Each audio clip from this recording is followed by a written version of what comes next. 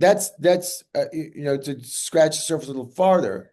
I'm doing a movie now. It's highly secret, but it's with David Fincher, great director, and so forth. And it's essentially the same thing. I play a guy who wants to protect his son. Uh, and so that is what I was looking for in Bang, but I'm always looking for because I've been taught that because all of a sudden when I realized, yeah, I was acting, but I didn't know enough about it. And I started taking classes with Uta Hagen and became a member of the Actors Studio and Kazan and so forth. All of a sudden, I could become inured to the methodology of Harold Klorman, the Russians, and what have you. This you read if you read early 20th century drama, where theater shifted from being presentational, like melodrama, in song and dance, to a revelation of what people wanted on a stage, and now it's representational because you have to invest in what that plot is and what those people want. And you see things like the Cherry Orchard. You mean there's an opera going on outside. This is the great gift of directors like Verhoeven. There's an opera going like motorcycle racing or World War II or whatever, or Detroit falling to crime and Reaganomics trying to rebuild it, so forth.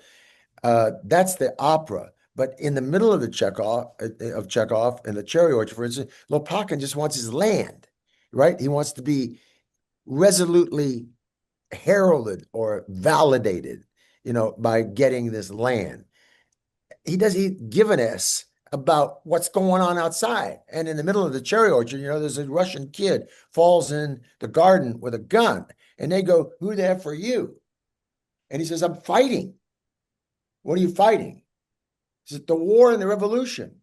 And they all go, "Huh? Get out."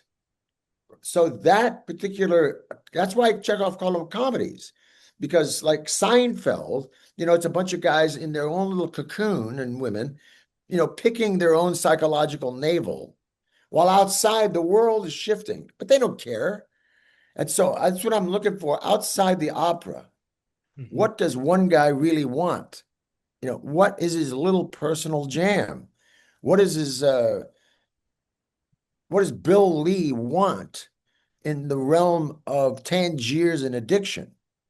He wants to free himself from the one sin he ever made, which is killing his wife, which, by the way, is also motivated him to write, but he's never going to escape it. So that's what turns me on about great movies.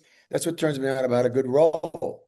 Is if I could scratch the surface of the plot and find out what the theme is, which is usually one word: survival or resurrection or safety.